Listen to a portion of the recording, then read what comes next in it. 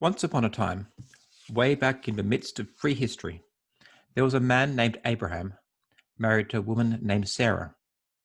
He originally came from somewhere near Baghdad in modern-day Iraq, and when he was a boy, moved with his family to Haram on the current Turkish border with Syria. God called Abraham and said to him that he would give him a land of his own and a posterity which would outnumber the stars. However, there was a problem. Both Abraham and Sarah were well and truly past the age of childbearing. But, nonetheless, Abraham and Sarah set forth in faith, and various adventures befell them. Time passed.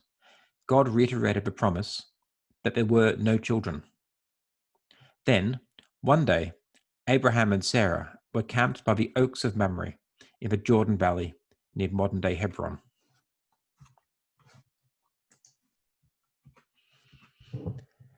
The Lord appeared to Abraham by the oaks of Mamre as he sat at the entrance of his tent in the heat of the day.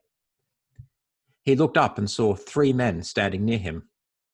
When he saw them, he ran from the tent entrance to meet them and bowed down to the ground. He said, "My Lord, if I find favor with you, do not pass by your servant. Let a little water be brought and wash your feet and rest yourselves under the tree.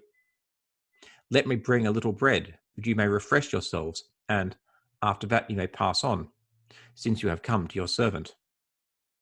So they said, "Do as you have said."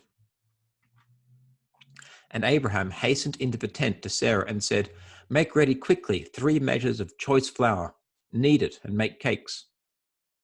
Abraham ran to the herd and took a calf, tender and good, and gave it to the servant who hastened to prepare it. Then he took curds and milk and the calf that he had prepared and set it before them, and he stood by them under the tree while they ate. They said to him, "Where is your wife, Sarah?" And he said, "There, in the tent." Then one said, "I will surely return to you in due season, and your wife Sarah shall have a son." And Sarah was listening at the tent entrance behind him. Now Abraham and Sarah were old, advanced in age. It had ceased to be with Sarah after the manner of women. So Sarah laughed to herself, saying, "After I've grown old, and my husband is old, shall I have pleasure?" The Lord said to Abraham, "Why did Sarah laugh and say, 'Shall I indeed bear a child now that I'm old?' Is anything too wonderful for the Lord? At the set time I will return to you in due season, and Sarah shall have a son." But Sarah denied it, saying, "I didn't laugh," for she was afraid. He said, "Oh yes, you did laugh." The Lord dealt with Sarah as he had said, and the Lord did for Sarah as he had promised. Sarah conceived and bore Abraham a son in his old age, at the time of which God had spoken to him. Abraham gave the name Isaac to his son, whom Sarah bore him. And Abraham circumcised his son, Isaac, when he was 8 days old, as God had commanded him. Abraham was 100 years old when his son Isaac was born to him. Now Sarah said, "God has brought laughter for me. Everyone who hears will laugh with me."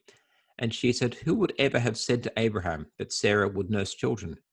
Yet I have borne him a son in his old age." So, your first questions.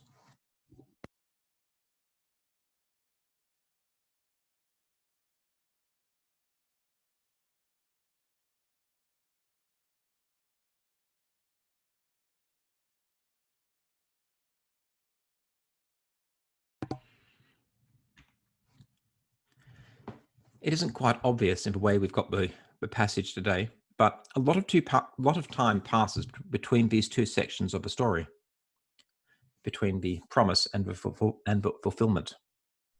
There's time for the whole mysterious, terrifying story of the destruction of Sodom, for instance. And this isn't the first time the promise is made. When God first calls Abraham out from Haran, God tells him that he will be the father of a great nation, even though he and Sarah are childless. The promise is reiterated numerous times, and all along the question hangs in the air. Is anything too wonderful for God? Sarah's life is reasonable. She and Abraham are well and truly past it. The idea that at their age they might suddenly fall pregnant, who can blame her for laughing? It's ridiculous. It's a joke. But her laughter, I think, has a dark edge. It's black humor, where you laugh instead of crying. To be unable to have children, to have unchosen childlessness, is a horrible experience in our culture.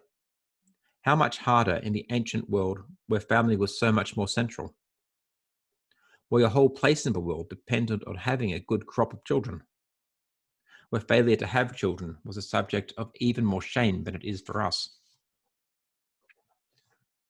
After numerous adventures, God is shown to be faithful. Nothing is too wonderful for God. Isaac, named for the laughter of his parents and the delighted laugh of all who hear, is born. One of the central questions in Genesis is resolved. God is trustworthy. God will achieve that which God sets out to achieve. Sarah's laughter is very reasonably doubting. In an earlier passage, it's Abraham who laughs. What God promises is impossible, beyond human capacity. The significant thing is that it is God who promises, and it's not conditional on the faith of the one to whom God makes the promise. This is the key theological point in the passage. God reaches out to us. God is the God of covenant relationship. Your second questions.